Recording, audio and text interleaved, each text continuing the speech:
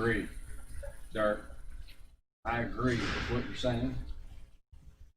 I mean, most of the time it's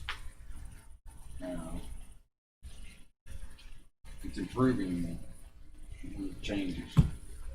So clearly, Right.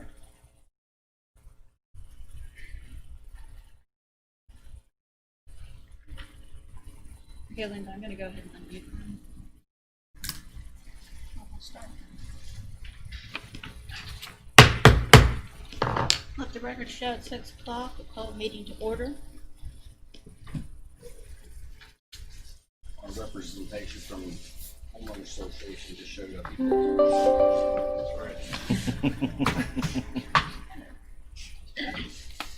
Could I have a roll call, please? Jim Whitaker. Linda Barnhart, present. Eric Goff. here. Buchanan Norton. Here. Tim Lewis. Present. Daniel Gant. Here. Nick Deal. Here. Derek Smith. Present. Well, it looks like we have a full house tonight. Okay, so I have approval of the agenda. So moved. So moved. I have a motion by Mr. Deal. I'll take a second by Mr. Goff. All those in favor? Aye. Opposed? Okay, now is Sunshine Law speakers. Do we have anybody that's phoned in or? No one's, let me check the attendance.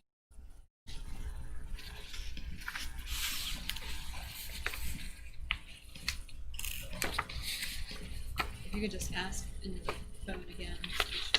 Do we have anyone that wishes to address the commission regarding Sunshine Law matters? Let the record show no one respond. Okay, next we have approval of the meeting minutes. So moved. Thank you. Motion by Mr. Goff to approve the meeting minutes. Need a second? Second. Second by Mr. Smith. All those in favor? Aye. Opposed? Abstain due to absence. Okay. The minutes are approved. First item on the agenda is a public hearing, 711 Martinsburg. Yes, request for waiver, project 711 Martinsburg, line 208. The developer is Creighton Commercial Development. The engineer is Kinley Thorne and Associates, located in the Arden District, map 18, parcel 34. The site is an existing 7-Eleven convenience store located at the northeast corner of the intersection of Winchester Avenue, US Route 11, and Maidenbush Lane. The project proposes the redevelopment of the existing 7-Eleven convenience store. The developer proposes demolishing the existing building and replacing it with a 4,650 square foot convenience store, 8 pump fueling stations, 3 pump high-speed diesel canopy, and an automatic car wash to be served by public water and sewer. The developer is requesting a waiver to the Berkeley County Subdivision Ordinance, Article 5, Section 503, Table 5-2, requiring setbacks for non-residential properties. The existing fueling canopy is approximately 40 feet from Winchester Avenue, US Route 11.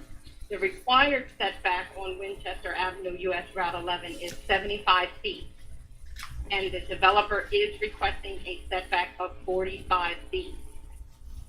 The requirements to be granted a waiver per Section 1203A of the Berkeley County Subdivision Ordinance are as follows.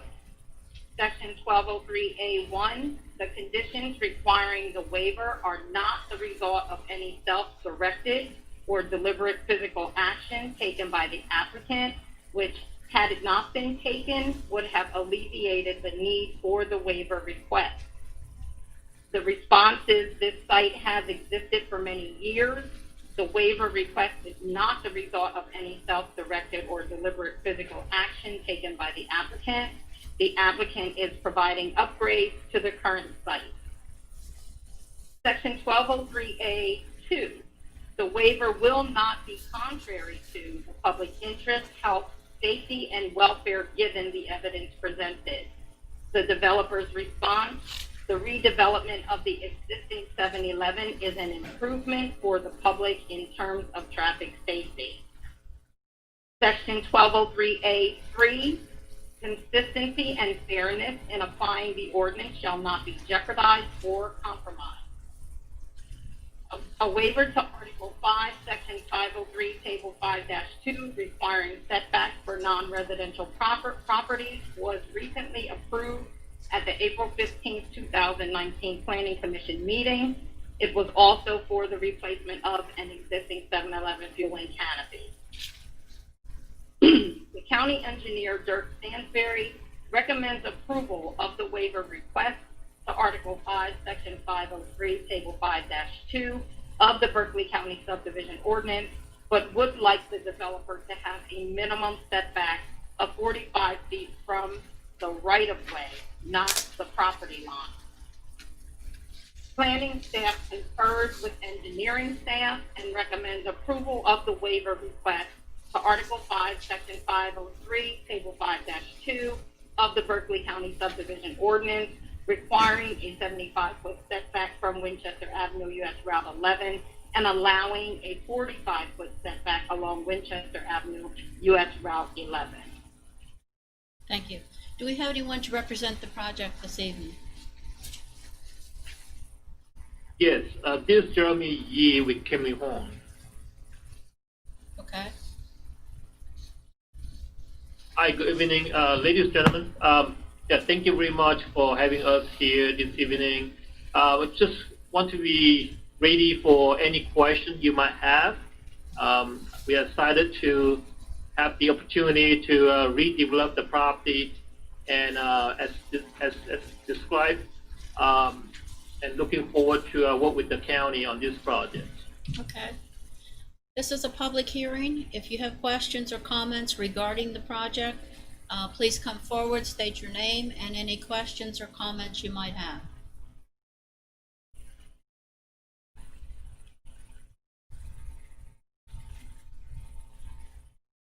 Move public hearing be closed. Second. Let the record show that there is no public comment. I have a motion by Mr. Goff and second by Ms. Norton to close the public hearing. All those in favor? Aye. Opposed? Public hearing is now closed. Planning Commission members, do you have questions of the applicant or the staff?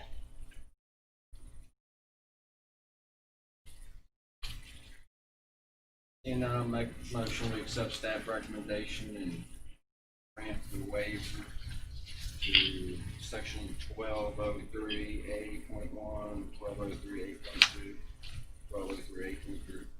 Second. Or no. No, that is. The waiver for Article 5, Section 3, Table 5.2.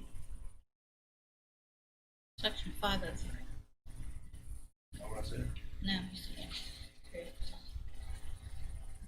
Okay, I have a motion by Mr. Gant, and I think a second by Mr. Deal. All those in favor? Aye. Opposed? Motion passed. Thank you. Next item on the agenda is Red Hill, Section 1, Phase 9. Yes, request for final plat approval. Red Hill, Section 1, Phase 9, lots 294 through 310. File number 2007-081, tied to 33-05. The developer is Phil Kogar Investments, LLC. The surveyor is Robert Land Surveying. Hedgesville Tax District, map 28, parcel 46. The project is located on West Virginia County Route 4, Ridge Road.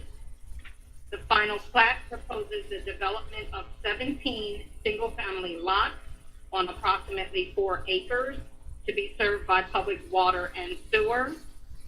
The final plat meets the requirements of the subdivision ordinance. Therefore, staff recommends final plat approval contingent upon receipt of surety in the amount of $23,220.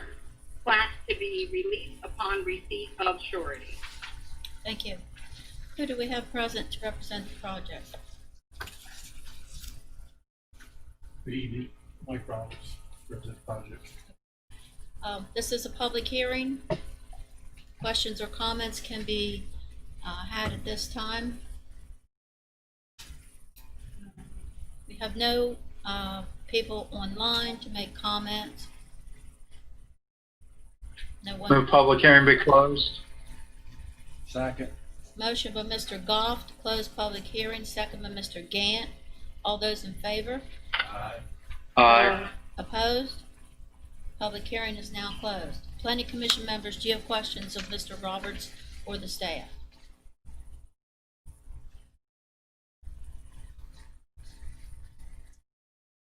There are no questions. I'll make a motion to accept staff recommendation and approve the final plat contingent upon surety in the amount of $23,220. Second. I have a motion by Mr. Gant, second by Mr. Smith to accept staff recommendation, and that is to give final plat approval contingent upon surety of $23,220. All those in favor? Aye. Aye. Opposed? Thank you. Motion passed.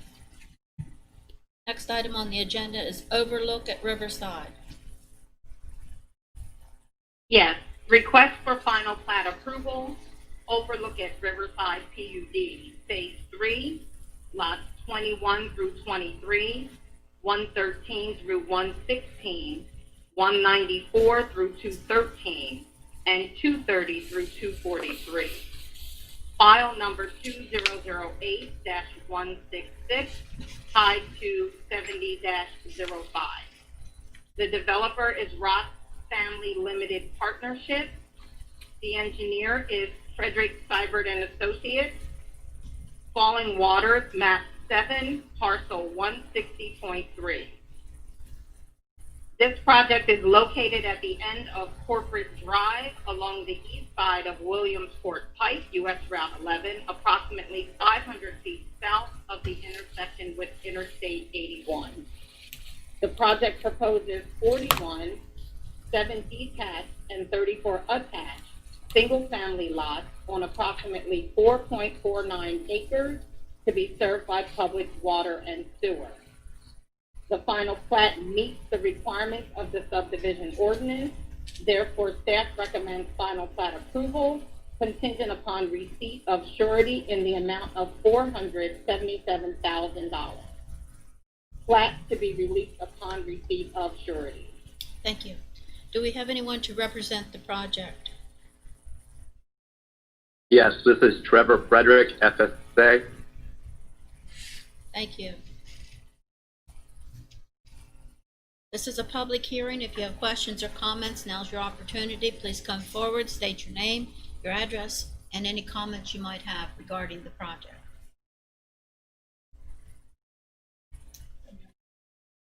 Let the record show that there's no one present to make comment and no one online to make comment. Make a motion to close public Move public hearing be closed.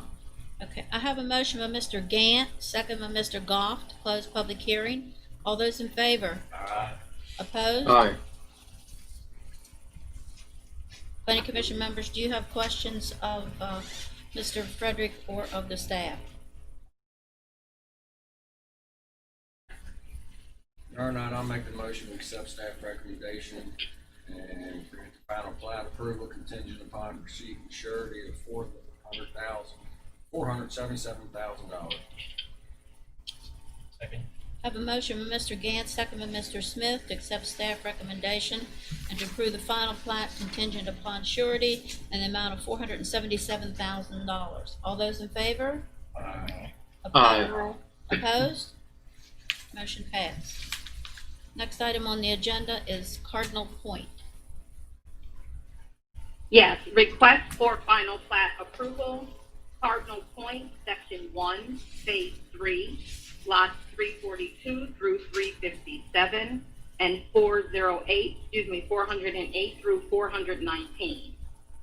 The file number is 2010-276, tied to 048-18.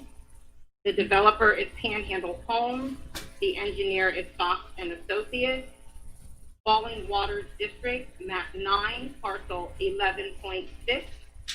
The property is located along the north side of Hammond Mill Road, west of St. Andrews Drive. This phase proposes 28 single-family villa lots on approximately 7 acres to be served by public water and sewer. The final plat meets the requirements of the subdivision ordinance. Therefore, staff recommends final plat approval contingent upon receipt of surety in the amount of $417,925. Plat to be released upon receipt of surety. Thank you. Do we have someone present to represent the project? Good evening. Steve Sianovich with Fox and Associates representing the applicant. Thank you. Again, this is a public hearing. It's your opportunity to make comments. Please come forward, state your name, and any comments you might have regarding the project. There's no one online to make public comment. Anyone in the Move room? public hearing be closed. Second. Let the record show there's no one in the room either. I have a motion by Mr. Goff and second by Mr. Smith to close public hearing. All those in favor? Aye. Opposed? Public hearing is closed. Planning Commission members, do you have questions of Mr. Sianovich or the staff?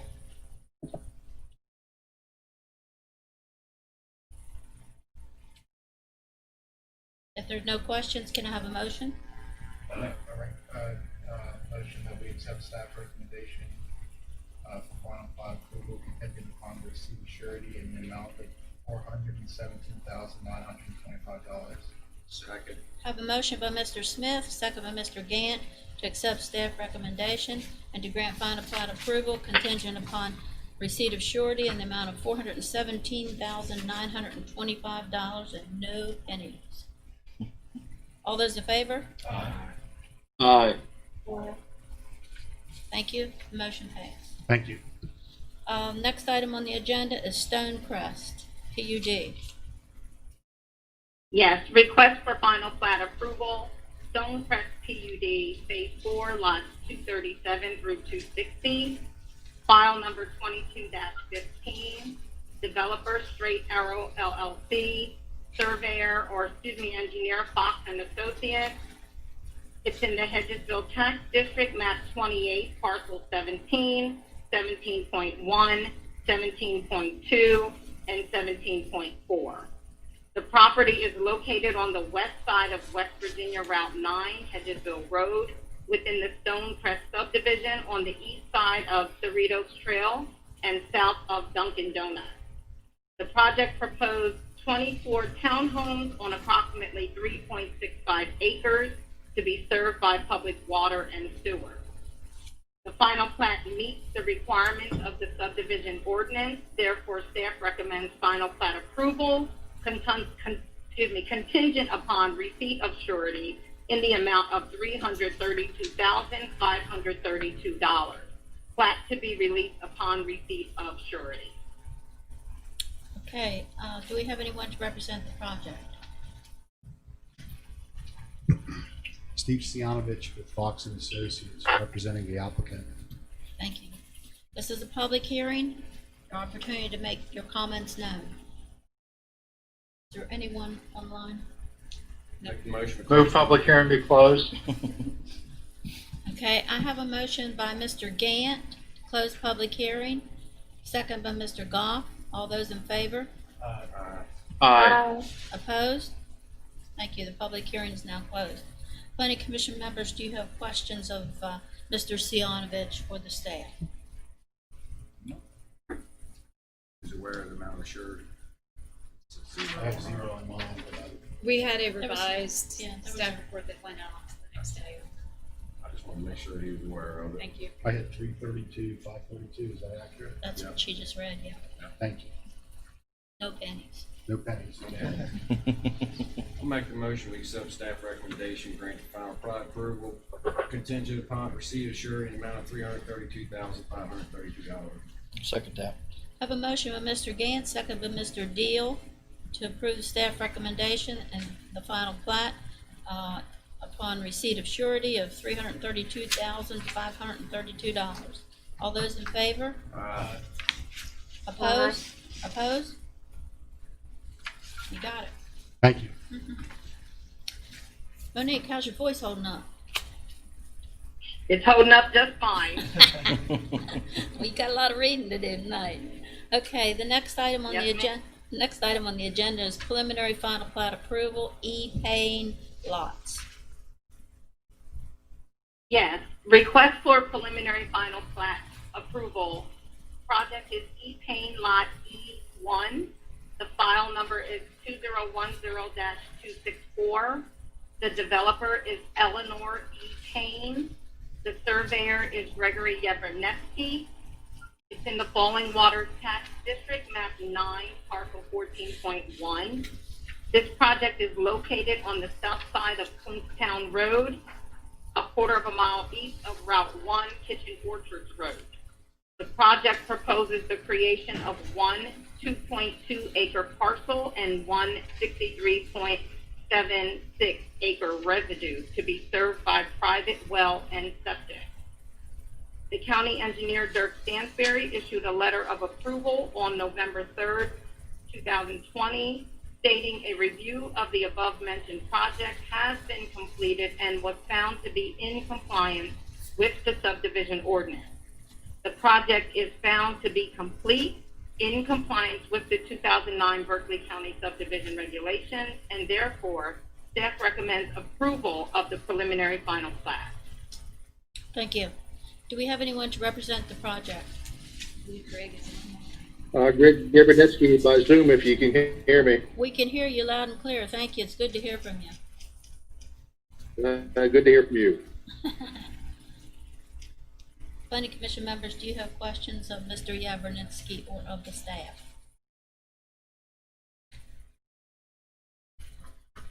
There are none, I'll make a motion, we accept staff recommendation and grant the preliminary final plat.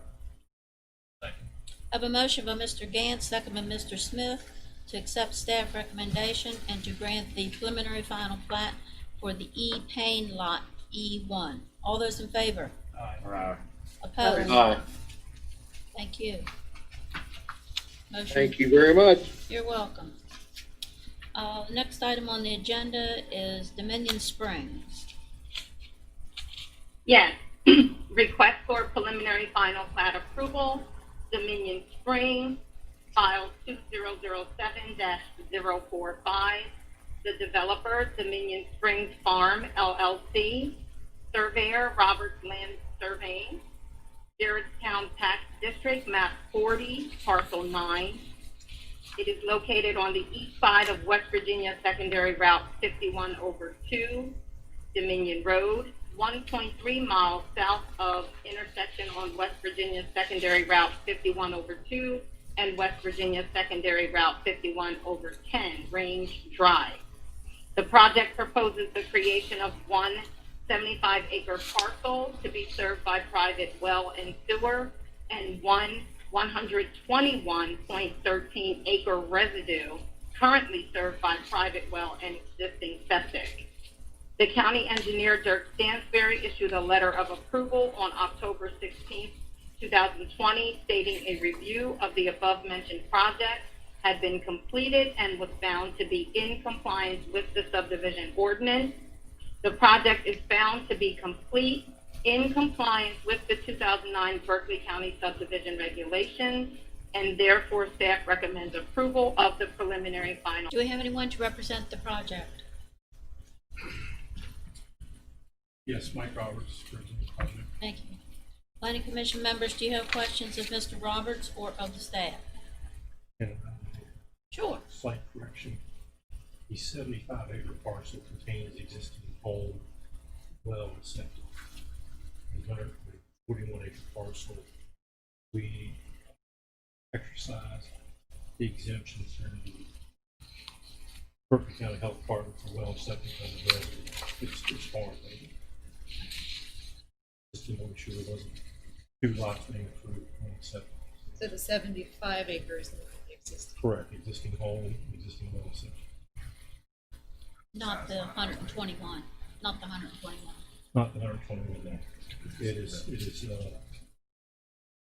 vacant, unapproved, as far as my plat is concerned.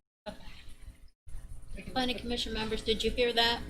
Mr. Roberts said the correction is that the well and septic existing is on the 75-acre parcel. There's nothing on the 121-acre parcel.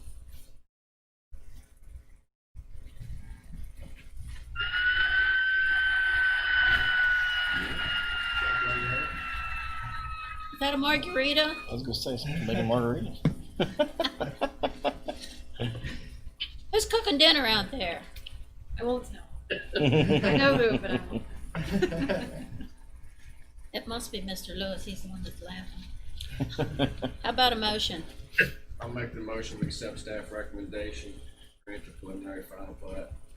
I have a motion by Mr. Gant, second by Mr. Smith to accept staff recommendation. And that is to grant the preliminary final plat for Dominion Springs. All those in favor? Aye. Aye. Opposed? Motion passed. Thank you. Next item on the agenda is Bernard Stotler.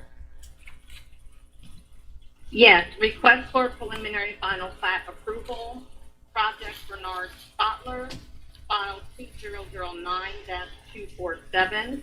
The developer is Bernard Stotler. The surveyor is the Magno Consulting. It's found in the Mill Creek Tax District, map 17, parcel 7. This project is located on West Virginia County Route 28 at the intersection of West Virginia County Route 28/2, named as Specs Run Road and Avanti Drive. The project proposes the creation of one 2.48 acre parcel and one 2.01 acre parcel and one 2.16 acre parcel, all to be served by private well and public sewer. The county engineer, Dirk Stansberry, issued approval on November 9, 2020, stating a review of the above-mentioned project had been completed and was found to be in compliance with the subdivision ordinance. The project is found to be complete and in compliance with the 2009 Berkeley County subdivision regulations, and therefore staff recommends approval of the preliminary final plat. Do we have anyone to represent the project? Yes, Andy DeMagno, represent Bernard Stotler. Thank you. Planning Commission members, do you have questions of Mr. DeMagno or the staff?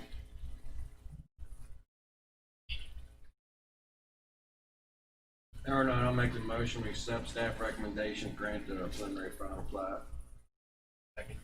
Motion by Mr. Gant, second by Mr. Smith to accept staff recommendation and grant approval for the preliminary final plat for Bernard Stotler. All those in favor? Aye. Opposed? Opposed? Motion passed. Thank you. Next item on the agenda is Shepherd's Cove, Section 4. Yes, request for final plat determination. The project is Shepherd's Cove, Section 4. The file number is 2010-263. The developer is Shepherd's Cove Development Incorporated. The surveyor is DeMagno Consulting Incorporated. It is located in the Opequon Tax District, map 9, parcel 3. This project is located on Swift Waterway at the intersection of West Virginia County Route 5 and West Virginia County Route 5/8, which is Gravel Road. The project proposes the creation of 5 residential lots to be served by private well and central sewer. No waivers or exceptions have been requested for this phase. County Engineer Dirk Stansberry issued a letter on November 9, 2020, stating that a review of the above-mentioned project was completed and found to be in compliance with the Berkeley County subdivision ordinance. Therefore, staff recommendation, the final plat meets the requirements of the subdivision ordinance. Therefore, staff does recommend final plat determination and advertising of a public hearing for consideration of final plat approval at the December 21st, 2020 Planning Commission meeting. Do we have anyone to represent the project? Yes, Andy DeMagno, represent Sharp's Cove. I do have one comment. This actually isn't section 4. Section 4 is already done. That's all the way in the back. It is. The facts actually say section 1. I mean, I know we kind of did it backwards because we wrote the 1 up front, 2, 3, and 4. But it shouldn't be 4. Just facts are labeled section. It's worth bringing up. I imagine it's because it was on lots. Well, yeah, I looked on the title and it said section 1. Planning Commission members, are you hearing Mr. DeMagno says that the project being considered tonight is actually section 1, not section 4? Yes. I apologize about section 3. We'll double check it. Okay, do you have any questions of Mr. DeMagno? If not, can we have a motion? Make the motion to accept staff recommendation, advertising for a public hearing and consideration of the final plat approval on December 21st, 2020, Planning Commission meeting. Second. I have a motion from Mr. Gantz, second from Mr. Deal, to accept staff recommendation and to approve the final plat at a public hearing on December 21, 2020. All those in favor? Aye. Opposed? Aye. Got it. Thank you. Okay, the next item on the agenda is Planning Commission meeting dates for 2021. Yes, in your packets, there's a list of dates for 2021 Planning Commission meetings. They are all on Mondays with the exception of the ones with stars next to them, which have been bumped to a Tuesday because of an approved holiday. So if you... Quick question on the calendar. Monday, June 21, will that be West Virginia Day since it falls on Sunday? West Virginia Day holiday for us is actually the Friday before. Okay. But thank Thank you you. for checking. So I move to approve the dates then. Motion by Mr. Goff to approve the dates, Second. second by Mr. Gant. All those in favor? Aye. Motion passed.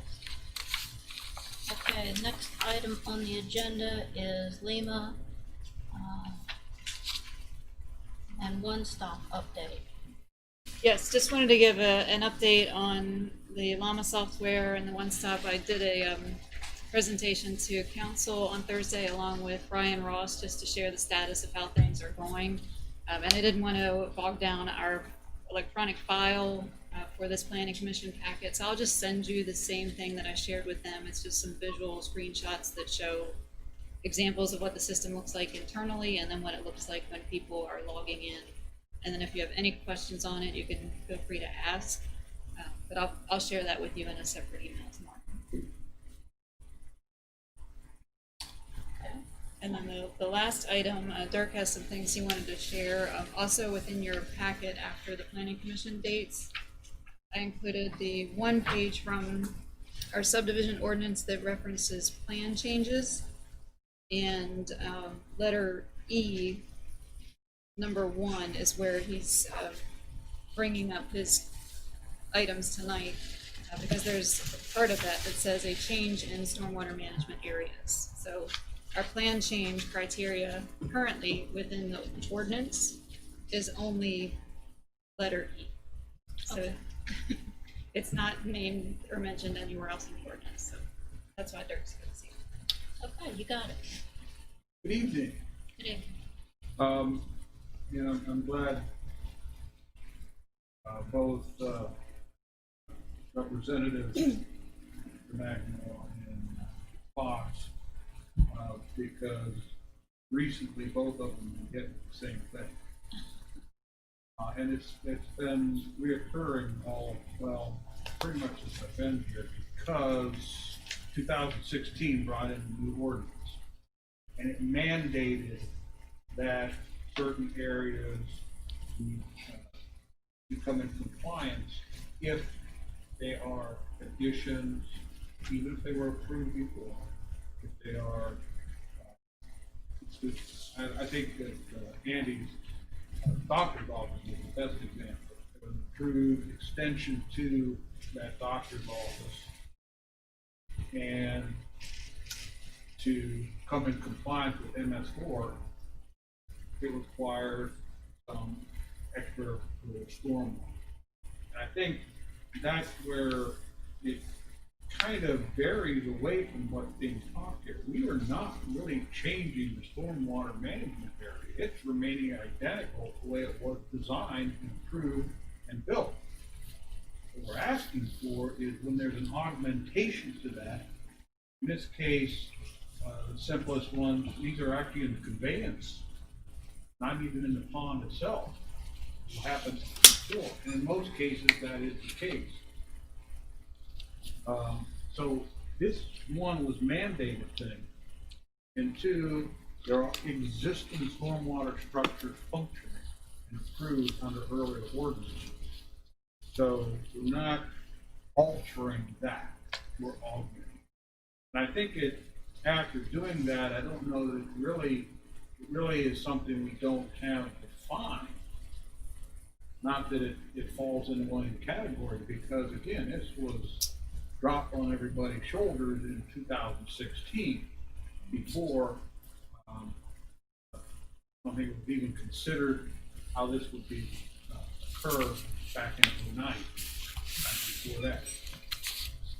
And the stormwater ordinance does give the authority to regulate, improve, and permit. It doesn't get into specific where that has to go through. It just says Berkeley County in conjunction with MS4. And that's in the administrative part of the stormwater. All I'm saying is that we have these situations where we can end up adding nothing but time to something that's going to be a staff approval anyway. The public has no concerns here because they're on the downstream side of an existing structure. They're already protected by the ponds there. So this is almost all internal changes within, and again, it's improved. In most cases, it will reduce the discharge coming from the existing pond, but it's going to take and hold that first inch in a capture somewhere else on the property. So it's nothing but an improvement, both in quantity and quality. That's how we're treating it as well. Well, like some instances when these ponds were already designed, when the MS4 came into play, the size or the dimensions didn't change, but they added like wetland plantings and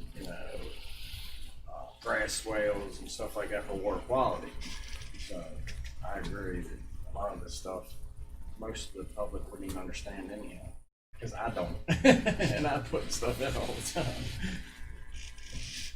Anyway, it's more of a determination is, does this need to fall on that top change requirement or the bottom, or the administrative type of activity? And clearly it cannot be just, it has to come through, it has to get through, it has to be bonded. All that is actually covered in the stormwater ordinance of 2016. So all the precautions are still there and held. It's just process it goes through to get to that point.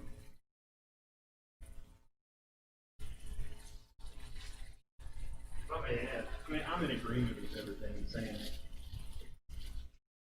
Oftentimes in the law, you have different laws passed at different times, and they don't seem to mesh together well, which is what happened here. And we're going to be working on getting the whole subdivision ordinance changed here shortly. We get another attorney in, and it's going to work 24/7. But Ready.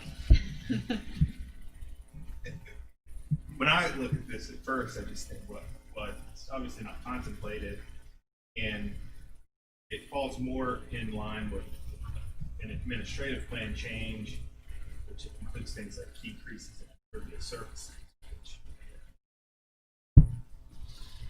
it's going to that same style.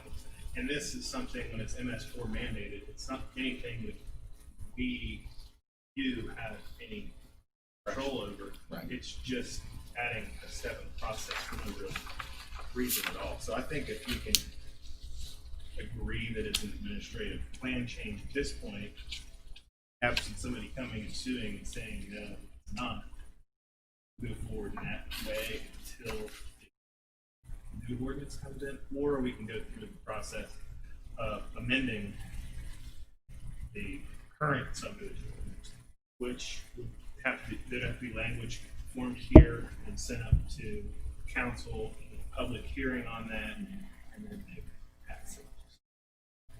But I think engineering and planning was in agreement with all of that several months ago. It's just in recent circulations with different agencies getting involved with enforcing more stormwater management details that it's kind of surfaced with a different external translation. So planning and engineering.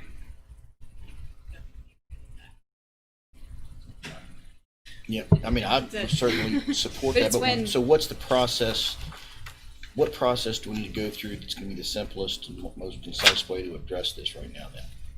The administrative, because it's all contained within staff. And to clarify, it actually is, the MS4 administrator did point that out.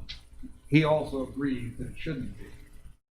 But he's the one DET's looking at. Right. And he's the one that has to answer if they come up and they point out something in black and white. So if we get a determination allow us to define these augmentations as an administrative change instead of a major change with the public hearing. I mean, time, I mean, there's some fun, not significant, but time is even more valuable than getting something done. We've allowed some people to work up to a point until we get this clarified and get it finished. But at some point, they're going to want to be able to finish their building. Right. Who's going to be signing off as the administrative change? Is that going to be engineering? The same way administrative are now, it's both planning and engineering. Okay. And we have done that in the past. Yeah. Actually, a few of these went through early on because it was just an assumption at that point that it was an administrative change anyway. Because there was nothing happened beyond the property line. Happened beyond that. And it was just the fact that the black and white was pointed out here probably about 10, 12 months ago. Mm-hmm. Maybe a year. And it's like, okay, well, we gotta follow the rules to adjust. Will So, there be something put on plat that lets people know that it is an administrative change, rather than, because if someone bought property and they have a plat and they think that any changes have to go through public hearing and we're doing it otherwise, you know, they will quickly come in with their plat saying, but it says. So something needs to be put on the final plat. We make them on the plan change, note every single plan change as major or administrative, so it's in big letters. Okay. I don't want anybody coming in here like they often do, saying, but there's all gonna be a field back there, and now there's 25 townhouses, you know, because there was a plan change you didn't know about, you know what I'm saying? That's outside of the I know, but what I'm talking about is people not having the adequate information when they come in here. Well, I think key in that is we're looking at, if you see the list of items, that whatever is done, as Daniel pointed out, a lot of stuff can be done in ditch lines on the way to the pond. But we don't want those ditch lines getting so augmented that it's now encroaching on somebody's property. right. So it's most of what's going to be done is going to be subtle up in subdivision, just kind of some speed bumps and ditch line, things of that type. Nothing that will impact any existing on or off of that farm. Okay. I just want to make sure that we don't Now, we're not gonna put any town on it. do what? We're not gonna put any town on No, it. no, no, I'm not talking about building, I'm talking about people who bought a piece of property and was promised something and then that doesn't happen.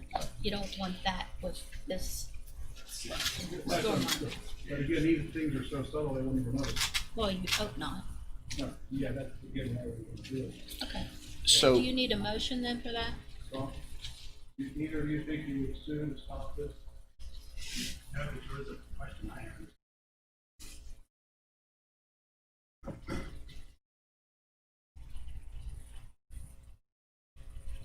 It appears that Dirk spoke primarily about residential. Talked about ditches, people where, etc. I have a real quick example of a project that this commission approved not long ago, 748 Novak Drive. By the airport, is the old Schwab distribution facility. I believe you approved it the first meeting in October, if my memory is correct. After that approval, the owner engaged an architect, engaged a mechanical designer. There was a couple of changes that the architect and the mechanical designer came to me with after the plan was already approved. One of those changes was to add a drive-in ramp to the building. You may recall that the building size that was proposed was like 90,000 square feet, round numbers, along with a truck maneuvering area that would have been the length of the building times, say, 150 feet in round numbers. And that square footage is in addition to the 90,000 square feet. This truck ramp equated to about 2,700 square feet of additional impervious surface. So I put together an email, sent it to Dirk, sent it to Laura. Both of those folks were assigned staff on it. And really looking for some guidance. I guess what I should explain, that the stormwater management feature, as approved by this commission, did occupy, now proposed, did occupy a portion of what is now proposed to be occupied by this drive-in ramp to, again, 2,700 square feet. The 2,700 square foot impervious surface addition had no impact on the stormwater management column. Stormwater management columns being volumetric, we were able to reconfigure the shape of the structure. The outlet structure stayed the same. It was the pool area that's upstream of the outlet structure was reconfigured. So I guess the question I have, when it was approved previously, the job was approved initially. It was approved via the major plan change process, which required a 30-day, for all intents and purposes, a 30-day wait till we went to their advertisement to every public hearing. Given the thumbnail sketch that I offered tonight, again, not to oversimplify, but a 2,700 square foot impervious surface addition on a 20-acre parcel. In your opinion, I'm sure Dirk will speak to this as well. Would that warrant a major plan change? No. That's the way I feel about it, but Doesn't affect anybody outside of the existing project. It doesn't change the size of the pond. You're adding a little bit of infrastructure up front before it gets to the pond. That's my opinion. I'm not the staff, but Dirk, could I accurately represent what your final thought? Yeah, again,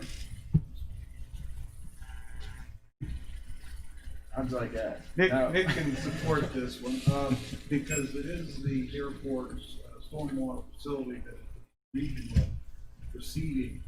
So everything that is being done for this building is on site to take care of the MS4 requirement. It wasn't there before. And the way this is interpreted is he is taking care of all the new impervious area that's being added that was approved how many years ago? 1999 project. 1999 this thing was approved, so this is making things better. This is a prime example of what you was just explaining. Exactly. So this is where staff interprets the ordinance as it is, and with the minimal paragraph for a plan change in E number 1, a plan change requires a public hearing for any increase in impervious surfaces affecting the preliminary plan that was advanced. So where the stormwater can be an interpretation thing, this is pretty black and white. And I'm not saying I disagree with the argument, I'm just saying that until the ordinance is changed. But the, again, it was not beyond the approved preliminary plan. But that can be presented. Because you have addressed the approved plan, you've already zeroed out his redevelopment cost. In the case of a redevelopment situation, you have, say you've already got 10,000 square feet of parking lot and building, and you come in and you add another 2,500 square feet. Well, since there was no stormwater there at all, you're now in a redevelopment because you're beyond that 5,000 square foot requirement. What both cases of the doctor's office and of this building is that there was stormwater. They're augmenting that stormwater facility. So another 2,500 or 3,000 square feet, you've zeroed it out. It's not part of that redevelopment because that's already been taken care of by the design. So they're back to they got 5,000 square feet. If there hadn't been anything there, 1 square foot would have triggered. In this case, they zeroed out by providing all the facilities they were for that particular site. It is only that other 2,500. Heather is 100% correct. If it was, well, the simplest one, we just had a doctor's office on 45. All he added was 800 square feet of a garage. But he's got parking lot and office and everything else that he never had any. He has to come in compliance. He doesn't get that free 5,000 square foot because he's already used it up in what's there with no protection. What Steve's presenting is, we got that covered. So he gets himself another 5,000 until he exceeds that, then he's got to redo the whole thing. So that's the point that needs to be clarified with the new ordinance. But you cannot be saying every time you add another square foot, when you go up to put a bird bath out there, put a statue out there,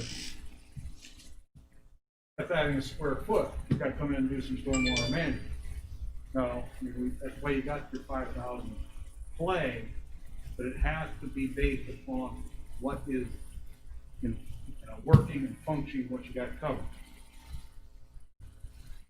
That make sense? Yeah, and that's why I say that's a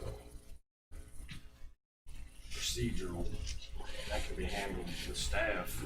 I don't see where it's necessary to go through all that. Hopefully, that a lot of these legacy antique stormwater facilities, we're going to get out of it. It requires. And so everything will be based upon the 2016 or what follows. We won't have to be doing this everything. But it sure would make my life easier. It really should be. We don't have the density, and 75% of the county needs to be in that way. It's too late now. I'm not going to argue that point. And I guess to follow up with that, we have Dirk here until the end of December. When we're enforcing ordinances and going through these things and we want to look at something 5-10 years from now, we need to be able to say why a decision was made. And if the ordinance doesn't have that specified, then we need someone higher than the departments to say which direction to go on that. So that's where planning staff still stands on the ordinance until we either have a memo or something that says that we can interpret and leave it up to the engineer's discretion, because it doesn't have that in there right now. So what's the cleanest way to address Well, that then? I think the cleanest way would be, if it's just stormwater management, that's the only reason it's triggering, then we can bank on the 2016 ordinance and perhaps amendment of saying that anything coming in just because of that is administrative. But the ordinance does say increasing impervious surfaces. That is much clearer and doesn't have anything necessarily to do with stormwater climate. But it's very broad. So there, I would say, if that's what you're wanting, have more discretion in than going ahead with I mean, I agree and understand what Kirk is saying about once they design for stormwater management, they go back to zero. And they should have our ordinance says you have 5,000 square foot before you have to create stormwater management. So, well, I understand that, but this doesn't have anything to do with that. This is saying if you're increasing roads, lot sizes, parking areas, impervious surfaces, yeah, that might have some impact on stormwater issues. But that's what's saying that the triggers public hearing. It's just MS4 coming in and saying, well, you need to do this update or make changes to your stormwater system. I think that's clearly administrative, but if Mr. Sion's situation, that I think that would better fit under a much clearer amendment to the subdivision ordinance. Now, where they want to wait until the whole ordinance is redone, or Well, that could be months. Yeah, that could be months. well, this would take a while as well. We have language here go up to the council. And we also have a new engineer hopefully coming on board soon. That could work. Well, wouldn't it be easier to do an amendment or quicker to do an amendment than it would be to wait on the subdivision regulations? Just make sure that the subdivision regulations gets the same language so that you don't have an amendment and then subdivision regulations that don't. how long do you us to get these ordinances where they're at? Yes, I do. Okay, then you know the answer to that one. Well, I mean, and we can put that on the agenda for next time as well, if you want. Together, it gives more discretion. Well, and something that translates the things that Dirk and Steve were saying into numeric. So if it's a percentage increase, if it's something that refers to these existing projects or existing, if you already had a major plan, whatever that scenario is, that I think we're getting in the weeds there because there could be multiple different things that are just very minute. It's going to make a change that shouldn't trigger a whole plan change. Well, it's already specified. I understand. 5,000 square feet for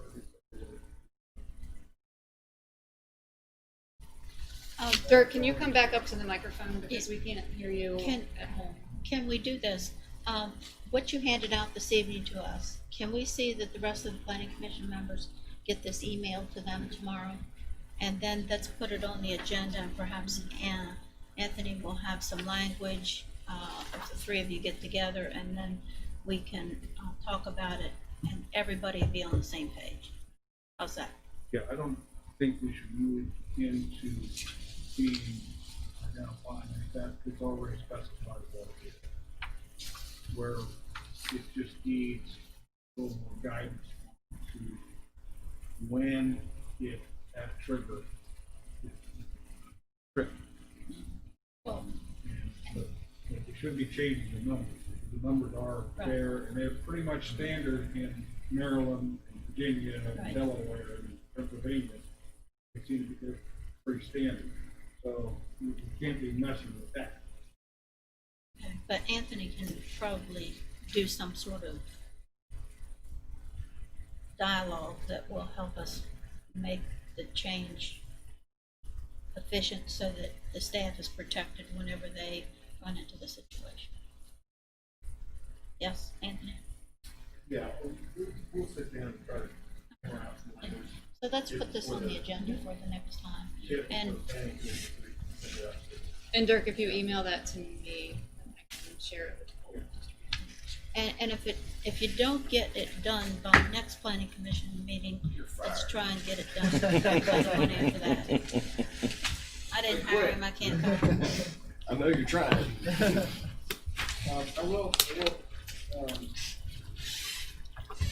I'm not gonna ask about this particular, but, we have had a response interview and looked pretty positive this time. But I'm not gonna disappear completely. I don't know if you're in the meeting anymore, but that's no reason. But, I will still be available a couple times a week. Move to this transition, probably right into spring. Okay, that sounds good. All right, anybody have anything else that they wish to discuss? If not, Make a motion. we Move to adjourn. Second? motion by Mr. Goff, second Mr. Gant, to adjourn the meeting at 7:00. All those in favor? Aye. Opposed? Meeting is adjourned.